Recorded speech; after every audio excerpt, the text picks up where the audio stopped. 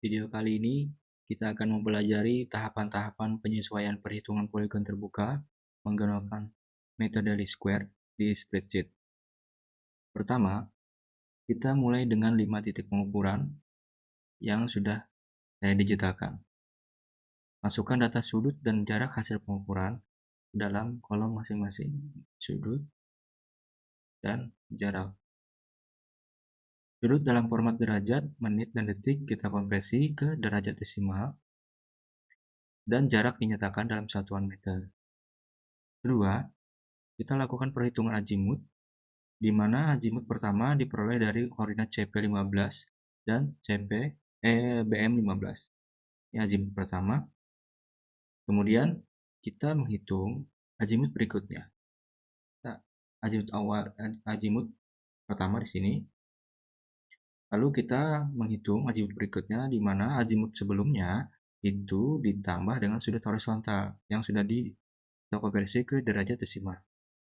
Nah, apabila hasilnya melebihi 360 derajat, kita koreksi atau dikurangkan 360. Nah, kita hitung azimut berikutnya. Nah, setelah semua azimut dihitung, kita periksa azimut terakhir. Oke. Kita bandingkan dengan azimut dari titik BMZ ke CPZ ini. Azimut terakhir BMZ ke CPZ. Kita bandingkan. Nah, lalu selisih azimut ini digunakan untuk menghitung koreksi sudut. Nah, itu selisihnya adalah ini. 0,00004 derajat.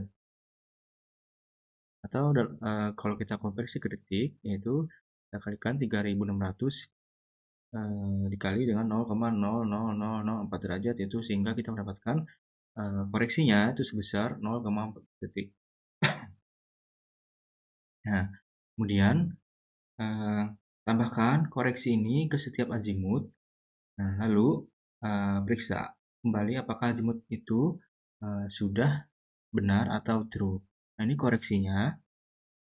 Ini koreksi ini kita dapat dari pembagian selisih azimut akhir itu dibagi dengan jumlah pengukuran. Nah, ini selisihnya, lalu kita taruh di sini koreksi setiap titik. Nah, lalu kita tambahkan azimut yang sudah kita tambahkan, azimut yang sudah kita hitung, kita tambahkan dengan koreksinya. Nah, kita cek atau kita periksa apakah azimut sudah benar. Nah, apabila sudah benar, itu maka logikanya adalah true. Kita benar, cek, ternyata benar. Kembali ke awal. Selanjutnya, kita hitung komponen latitude dan departurnya. Nah, di mana rumusnya adalah untuk latitude itu jarak itu dikali dengan cos azimut. Sedangkan departur itu jarak kali sin azimut. Nah, karena satuannya derajat, kita harus konversi ke radian. Kita tambahkan radian dulu. Ini tambahkan radian. Oke. Nah, terakhir kita hitung koordinat setiap titik. Nah, koordinat setiap titik itu dihitung dengan koordinat sebelumnya atau koordinat fix awal, itu ditambah latitude atau departur dan ditambah koreksinya. Seperti ini. Koordinat fix itu ditambah dengan latitude atau departur tambah dengan koreksinya. Sama juga. Ini adalah koordinat terakhir atau koordinat BMZ. Nah, kita cek lagi apakah sudah benar. Dan jika logikanya true, berarti koordinatnya sudah mengalami penyesuaian atau benar, true. Nah, ini koordinatnya sudah melalui penyesuaian, true. Selanjutnya, Untuk mendapatkan nilai parameter yang paling mendekati kondisi sebenarnya, kita menggunakan metode penyesuaian kuadrat terkecil, least square adjustment. Yang pertama adalah hasil kita taruh tadi di sini dulu hasilnya. Oke, taruh di sini dulu. Lalu kita menyusun matriks pengamatan, bobot, dan koefisien. Nah, matriks pengamatan atau L itu diperoleh dari selisih jarak hitung dengan jarak pengukuran. Sama ya, sudutnya sudut hitung dengan sudut pengukuran. Kemudian atau matriks L ini berisi misclosure atau selisih antara nilai pengamatan dengan nilai yang diperoleh dari perawatan awal. Oke, untuk nilai P, matriks P adalah matriks bobot. Nah, biasanya berbentuk diagonal dengan kebalikan dari varians masing-masing pengamatan. Nah, ini adalah matriks yang dimana dalam nilai ini adalah nilai standar deviasinya. Misalkan ini adalah standar deviasi setiap jarak. Nah, oke, dan setiap sudut. Oke, lalu kita diagonalkan. Lalu kita menyusun matriks A. Matriks A ini kita peroleh dari perhitungan dari matriks Jacobian. Nah, oke, setelah itu, setelah kita memperoleh dari matriks L, matriks P, dan matriks A, kita akan mencoba menyusunnya. Yang pertama kita lakukan adalah matriks A transpose. Kita lakukan matriks A transpose, kemudian kita mengalihkannya matriks A transpose dengan nilai P tadi, matriks P, ya. Oke, kemudian kita kalikan lagi matriks A transpose dikali P dikali A. Ini. Yang kemudian kita lakukan min first. Nah, sini. Min first. Oke.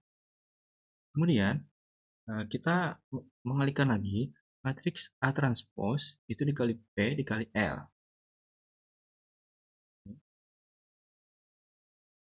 Nah, kemudian kita melakukan perhitungan matriks koreksi parameter. Nah, di mana di sini adalah matriks min first A transpose P kali A itu dikali matriks A transpose kali P kali L. Nah, ini adalah koreksi dari setiap koordinat. Nah, sini adalah nilai koreksinya. Nah, jika nilai maksimal ini, jika nilai maksimal itu kurang dari nilai toleransi, maka perhitungan sudah berhenti atau selesai. Apabila jika nilai maksimal itu lebih dari nilai toleransi, maka kita lanjutkan iterasi. Nah, di sini nilai maksimal adalah lebih dari nilai toleransi, maka logikanya kita lanjutkan iterasi. Oke, kita sudah memiliki iterasi sampai dengan iterasi 30. Nah, ini artinya perhitungannya itu sudah dianggap selesai. Oke, nah lanjut. Nah, lanjut kita kemudian dari hasil koreksi ini X sama dengan di X tambah koordinat hasil. Nah, ini kita tambahkan koordinat hasilnya.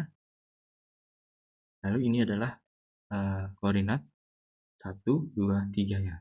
Nah, kemudian kita melakukan matriks P A kali dx kurang L. Kemudian kita data terkoreksinya adalah ini adalah jarak dan ini adalah sudut. Kita melakukan variansi baku. Nah, kita transpose dari P transpose. Nah, kita kalikan V. Nah, ini hasilnya. Nah, kita terus kemudian kita V transpose dikali V kali V. P kali V. Variansi bakunya adalah ini. Kemudian kita melakukan matriks variansi kovariansi parameter atau variansi baku. Jika ini sudah iterasi selesai, maka